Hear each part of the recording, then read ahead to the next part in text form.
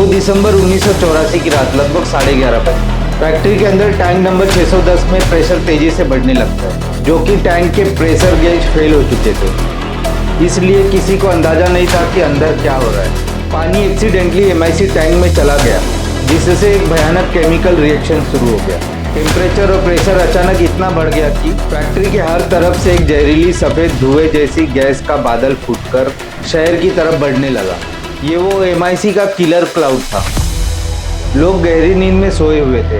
पहले उनको खांसी आई, फिर आंखें जलने लगी, सांस लेने में दिक्कत होने लगी। लोग समझ नहीं पा रहे थे कि क्या हो रहा है। घरों से लोग बदहवास भाग रहे थे, पर वो अंधेरे में कहीं नहीं जा पा रहे थे। गैस हर जगह फैल चुकी थी, सड़कें लाशों से भर चुकी थी। कुछ ही घंटों में भोपाल मौत के गोद में समा चुका था। नमस्कार दोस्तों, भोपाल ये शहर जो अपनी खूबसूरती, अपने तालाब और अपने इतिहास के लिए जाना जाता है। लेकिन आज हम आपको एक ऐसी खौफनाक रात के बारे में बताने जा रहे हैं जिसने इस शहर को हमेशा के लिए बदल दिया। एक ऐसी रात जब हवा में जहर घुल गया, खांसी की दर्दनाक आवाज़ शहर में गूंजने लगी और बहुत सारे लोग सोते हुए ही हमेशा के लिए मौत के आगोश में समा गए। यह कहानी है सबसे भयंकर इंडस्ट्रियल ट्रेजेडी की, भोपाल गैस ट्रेजेडी की। ये कोई एक्सीडेंट नहीं था, ये इंसानियत के खिलाफ एक ऐसा अपराध था जिसके जिम्मेदार लोग आज तक सजा से बचे हुए हैं। तो आइए 2 दिसंबर 1984 की शाम ऐसा क्या हुआ था जिसके कारण हजारों लोग मौत के आगोश में समा गए, इस वीडियो के माध्यम से जानते हैं। 1984 भोपाल में यूनियन कार्बाइड इंडिया लिमिटेड की एक कंपनी थी जो कि पेस्टिसाइड बनाती थी। यह American company union carbide corporation की सब्सिडरी थी। फैक्ट्री के आसपास बस्तियां बस चुकी थी। लोगों को लगता था कि फैक्ट्री से उनको रोजगार मिलेगा। वे नहीं जानते थे कि वो एक वक्त के बॉम्ब के साथ जी रहे हैं। इस फैक्ट्री में एक बहुत ही खतरनाक केमिकल मिथाइल आइसोनेट स्टोर किया जाता था। साइंटिस्ट के मुताबिक एमआईसी इतना जहरीला है कि अगर कोई इसकी थोड़ी सी मात्रा भी सूंघ ले तो उसकी मौत पक्की है। सेफ्टी मैनुअल के हिसाब से इसे हमेशा बहुत ही कम टेम्परेचर में रखना पड़ता है और कभी भी ज़्यादा मात्रा में इसे स्टोर नहीं करना चाहिए। लेकिन भोपाल फैक्ट्री में सेफ्टी के सारे स्टैंडर्ड्स ठोकर खा चुके थे। कॉस्ट कटिंग के चक्कर में कुछ अनसुलझे सवाल। क्या सेफ्टी सिस्टम बंद था या खराब? क्या एमआईसी टैंक्स में से सेफ्टी वॉल्व हटा दिए गए थे? क्या टैंक नंबर 610 में अलाउड कैपेसिटी से ज़्यादा एमआईसी भर दिया गया था? क्या ट्रेंड स्टाफ की कमी थी या फिर फैक्ट्री लॉस में चल रही थी इसलिए मेंटेनेंस पूरी तरह से नेग्लेक्ट कर दिया गया था? एक सर्वाइवर सुनील कुमार, जो उस वक्त 10 साल के थे, याद करते हैं कि मेरी माँ ने झट से एक गीली टॉवेल मेरे मुंह पर रखने की कोशिश की, लेकिन कोई फायदा नहीं हुआ। हमने देखा कि हमारे पड़ोसी, उनकी बच्चियां सब रोड पर गिरकर तड़प रहे थे। वो आवाज़ें मैं आज भी भूल नहीं पाया हूँ। वहीं पर 2 दिसंबर की रात करीब 12 बजे भोपाल जंक्शन पर स्टेशन सुप्रिटेंडेंट एच.एस. भरवे और डिप्टी स्टेशन सुप्रिटेंडेंट गुलाम दस्तगीर अपनी रात की ड्यूटी कर रहे थे। रात को 1 बजे के करीब स्टेशन पर गोरखपुर बॉम्बे एक्सप्रेस ट्रेन पहुंचती है। दस्तगीर अपने कैबिन से बाहर निकलते, तभी अचानक से उनकी आंखें जलने लगती और गले में खराश हो जाती है। यह अपने सीनियर भरवे को ढूंढते हैं, उन्हें यह बात बताने के लिए, लेकिन वह कहीं नहीं दिखाई देते। कुछ ही मिनटों बाद उन्हें भरवे जमीन पर पड़े हुए दिखाई देते हैं। दस्तगीर उनकी सांसें चेक करने की कोशिश करते हैं तो उन्हें पता चलता है कि वह जिंदा नहीं है। दस्तगीर इमीडिएट समझ जाते हैं कि यहाँ पर क्या हो रहा है। दस्तगीर समझ जाते हैं इस भोपाल जंक्शन से करीब 1 किलोमीटर दूर एक यूनियन कार्बाइड की फैक्ट्री है और शायद वहाँ से गैस लीक हुई होगी जिसके कारण यह जहरीली गैस यहाँ पर फैल गई। स्टेशन पर अब सबसे सीनियर मोस्ट अधिकारी वही थे। वे यह डिसाइड करते हैं कि गोरखपुर बॉम्बे एक्सप्रेस की ट्रेन को अपने शेड्यूल डिपार्चर के समय से पहले ही निकालना होगा। प्लान के अनुसार यह ट्रेन अभी 20 मिनट और स्टेशन पर खड़ी रहनी चाहिए, लेकिन दस्तगीर यह नहीं चाहते थे कि ट्रेन में बैठे हुए लोगों को भी खतरा हो। इसके लिए वो अपना प्रोटोकॉल तोड़ देते हैं। वो स्टेशन स्टाफ से कहते हैं कि ट्रेन को डिपार्चर के लिए क्लियर किया जाए और वो इस प्रोटोकॉल को तोड़ने की पूरी जिम्मेदारी खुद लेते हैं अपने सर पर। इसी बीच देखने को मिलता है कि स्टेशन पर लोगों की भीड़ लगती जा रही है। जब यह हादसा हुआ, कुछ लोग जिनके पास गाड़ियां थी वो गाड़ियों में बैठे और शहर से दूर जाने लगे। दूसरी तरफ जिन लोगों के पास अपनी गाड़ियां नहीं थी, उनमें से बहुत लोग स्टेशन पर आकर इकट्ठे होने लगे। वो जानते नहीं थे क्या किया जाए।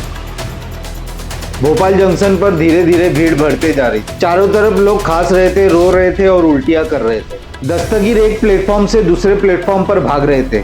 लोगों की जिस तरह मदद हो सके मदद करने की कोशिश कर रहे थे। वे आसपास के स्टेशन पर एक एसओएस कॉल देते हैं, जिसके चलते 4 एम्बुलेंस, पैरामेडिक्स और रेलवे डॉक्टर्स भी लोगों की मदद करने में जुट जाते हैं। इस सब के बावजूद भी जहरीली गैस से बचना बहुत मुश्किल था। जहां एक तरफ कुछ लोग अपने घरों से बाहर निकलकर रेलवे स्टेशन तक पहुंचे थे, तो दूसरी तरफ उससे भी ज्यादा लोग हॉस्पिटल की तरफ भागे।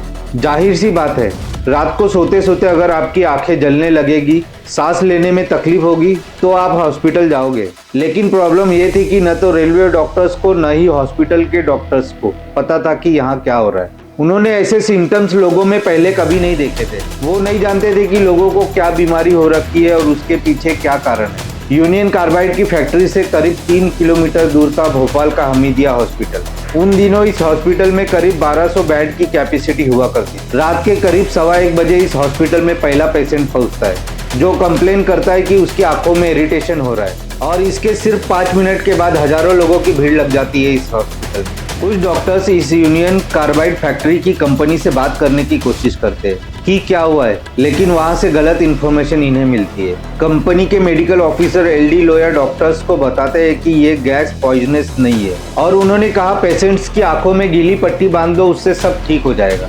दस्तगीर के कलीग मंजूर अहमद खान उन लोगों में से थे जो भोपाल से निकलने के लिए स्टेशन पहुंचे थे अपने पूरे परिवार के साथ। वे स्टेशन आते हैं रात के करीब 3 बजे। उन्हें देखने को मिलता है कि दस्तगीर प्लेटफॉर्म से प्लेटफॉर्म भाग रहे हैं, लोगों को अटेंड कर रहे हैं, अपने बारे में और अपने परिवार के बारे में बिना सोचे। दूसरे दिन सुबह तक आंखों के सामने एक कब्रिस्तान बना हुआ शहर था।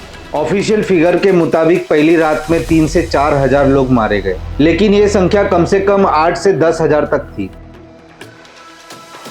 हजारों लोग बेहोश, अपंग और आंखों की रोशनी खो चुके थे। गुलाम दस्तगीर, जिनकी कहानी मैंने आपको इस वीडियो में बताई, वो अपनी खुद की जान तो बचा लेते हैं, लेकिन अपनी जिंदगी के वह आखिरी 19 साल ज्यादातर समय हॉस्पिटल में बिताते हैं। साल 2003 में उनका देहांत हो जाता है। जब दुनिया ने पूछा जिम्मेदार कौन, तो एक नाम सामने आया, वारन एंडरसन, यूनियन कार्बाइड कॉरपोरेशन के सीईओ। उनको गिरफ्तार किया गया, लेकिन सिर्फ 6 घंटे के बाद उन्हें छोड़ दिया गया। एक खास प्लेन में बैठाकर अमेरिका भेज दिया गया और कहा कि एंडरसन को छोड़ना है और एयरपोर्ट में प्लेन खड़ा है, उसमें बैठा दीजिए, उनको दिल्ली भेज दीजिए। आज तक ना तो उनको ना ही कंपनी को उस हादसे के लिए सजा मिली है। 1989 में सुप्रीम कोर्ट ने यूनियन कार्बाइड से $410 मिलियन कंपनसेशन डील करवाई, लगभग 715 करोड़ रुपए। सुनने में तो यह बड़ा फिगर लगता है, लेकिन जब इसे विक्टिम्स में बांटा गया तो हर व्यक्ति को एवरेज 25,000 रुपए मिले, उनकी जिंदगी उनकी सेहत के बदले। लेकिन कहानी यही खत्म नहीं होती, ट्रेजेडी आज भी जिंदा है। फैक्ट्री आज भी वही खराब पड़ी है, जहां जहरीले केमिकल्स अब भी दफन है। ये जहर जमीन के अंदर सीप कर पानी को पॉइजन बना रहा है। आज भी वहां पैदा होने वाले बच्चे बर्थ डिफेक्ट्स के साथ पैदा हो रहे हैं। यह एक ऐसी लेगेसी है जिसे कोई नहीं चाहता था। पहली पीढ़ी ट्रेजेडी की शिकार हुई, दूसरी पीढ़ी इसके दुष्परिणाम भुगत रहे हैं, और तीसरी पीढ़ी उसका क्या किसी को इंसाफ मिलेगा?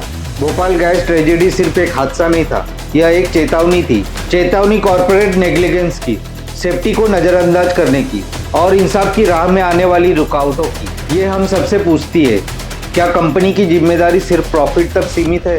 क्या इंसानियत शेयर होल्डिंग से सस्ती है? भोपाल के लोग आज भी इस त्रासदी से लड़ रहे हैं, तो उनकी आवाज़ बनकर इस वीडियो को शेयर करें। वीडियो आपको पसंद आई हो तो लाइक, शेयर, कमेंट्स और सब्सक्राइब करना ना भूलें। धन्यवाद।